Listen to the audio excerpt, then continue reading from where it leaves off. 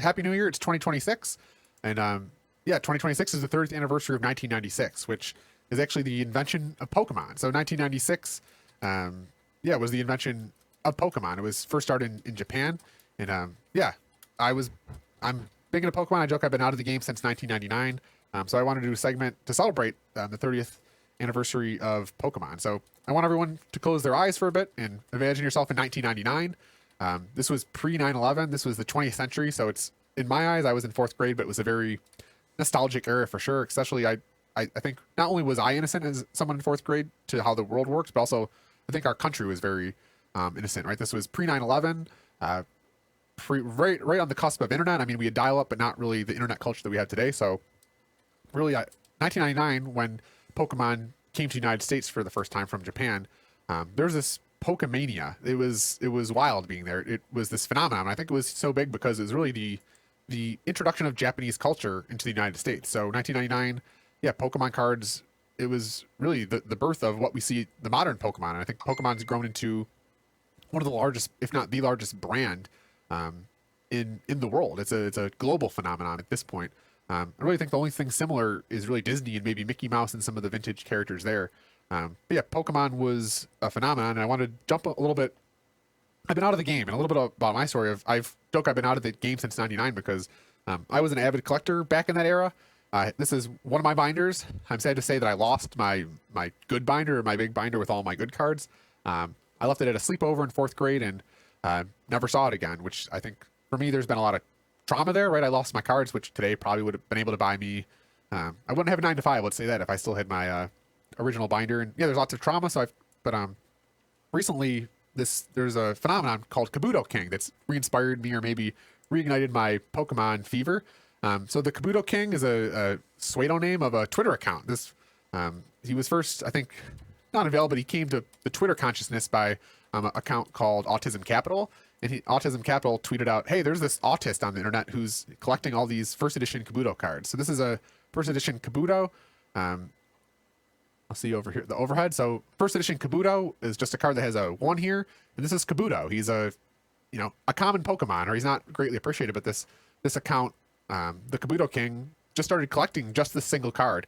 So he had tweeted out pictures of his collection. I think as I record this in early January, he now has 2,500 first edition Kabutos. And this was kind of an interesting moment, I think, in Pokemon lore, because it was the first time, really, at least in my kind of consciousness, of the Pokemon then meeting the virality of Twitter. So then you had a lot of other kind of imposter accounts setting up, collecting other cards. But I know for me, other people on the internet, he kind of re-inspired my passion for it. And he had me going back and looking through my old binder to see if I had any Kabutos. And yeah, it really just got me back into the Pokemon craze.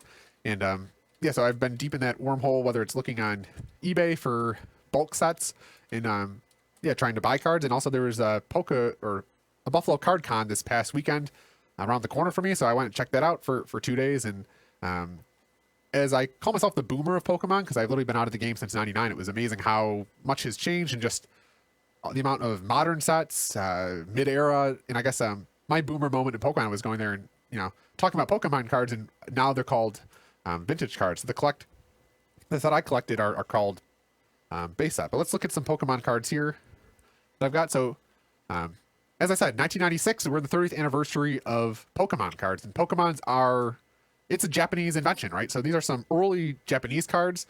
We have the Charmander, Charmeleon.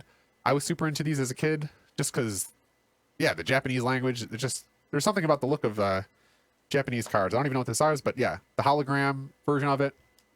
And here's a Togepi. And yeah, the Japanese cards are kind of distinct, and they have a different back than an American card with a Pokemon. So yeah, these are the 30th anniversary. These are original Japanese cards.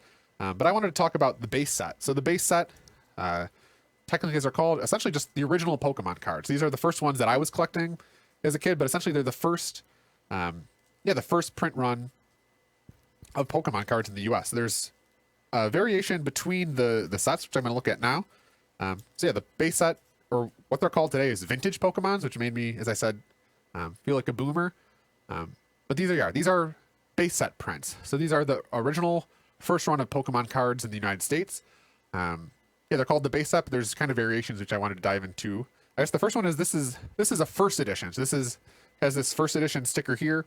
So yeah, this is the first run of Pokemon cards in the United States, which to collectors is worth a lot. And I know when I'm collecting cards, I'm super into this set of the first run, because you're literally like buying a piece of history. This is at the foundational layer of what Pokemon is today. These are setting the foundation for all these characters: Charmeleon, Charizard. So really, these are hard to come by because these were printed in 1999, and I don't think anyone had any idea that was involved how popular, or if they were going to be popular. I think if you had bet money on the time, you probably would have thought that this Pokemon thing would amount to nothing. So that's the first edition, and then these two are different. That they're called the Shadowless. So you see here, the only difference between these two is this one has a 1 here, and this one doesn't. But these are that's the only difference between these cards. And these are the very first early print of Pokemon cards. They're called the Shadowless because they don't have a shadow right here. So you'll see these two cards, same card, but this one, the color is a little lighter, but also there's no shadow here, where this box has a shadow. So at some point, these two are fairly rare because these are the first ones. So these were printed before anyone had any idea if it was going to be popular or not. So there's much fewer of these. These are the earliest prints of Pokemon cards. And then when Pokemon, mania was taking grip on the country, the Charmeleon and this shadow is it's called just an unlimited set. So these are kind of the base set, or as they're called today, vintage. But there's variations of them. And there's also a fourth later print that the only difference is on the fine print here.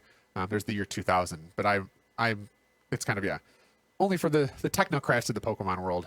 But the three these are base set Charmeleons, and I think kind of by Kabuto I've been inspired to collect I think these kinds. So the base set Shadowless Charmeleons. So I've just started collecting Charmeleons because it's, I think, for the first time you almost have this. It's like the frontier of internet culture of you have this nostalgia of millennials that are like remember Pokemon, but also it's meeting kind of the frontiers of Twitter, right? Twitter culture, and even the crypto community's been big because there's a lot of scarcity around vintage cards, which I know crypto is about, and I think there's a new. I think Pokemon cards are slowly becoming an asset class, right? There's people that don't trust the Bank of America or Wells Fargo or financial advisors with their retirement money, but there's millennials and people that think that Pokemon cards are worth it, and there's a whole marketplace. And I think that was kind of one of the things that obviously financialization has always been a part of Pokemon card culture, right? Everyone wants to pull the hologram Charizard because it's worth the most, and there is that still in the modern set. I think there's lots of people, and there's this whole subculture of grading, which I'm pretty ignorant to, of the quality of the card. So if one card has a little dot on it or maybe a little nick on it, it's worth less. And there's the whole people treat Pokemon cards like financialization, but I feel like there's a need to keep the soul of Pokemon or appreciate just the artwork and the quality of what Pokemon cards are, not really just view them as just a financialization. Because to my eye, as a boomer or a vintage Pokemon collector, I don't really have anything to like about kind of the modern card. At least I was trying to educate myself because I've just felt like I was in a time capsule, because it's really kind of amazing to see how much Pokemon has grown, and just 30 years. So to think how far it's grown and how much different, I was very overwhelmed. My senses were overstimulated because there's just so many new Pokemon, so many new types of cards. And there's a need to be, the adults in the room that lecture the children about vintage cards and how vintage cards are the real one.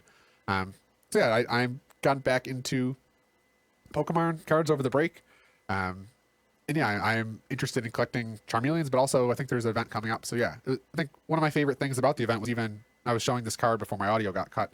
Somebody just gave me this card because they didn't have a Charmeleon that I was looking for, but they just gave me a free card because it was my first, show. And it was cool just meeting people. And there's a person there that I met that I bought a lot of his earlier sets, and he appreciated that I appreciated vintage. So I feel like it was even cool just meeting the community, learning about new cards, and also teaching people about the base set, because there's really not an appreciation of the print runs. And at this point, it's very much early part of Pokemon lore. There's not much information about the print runs. So that's Pokemon 30th anniversary. I'll probably be doing some more segments on it, but for now, that's the second period.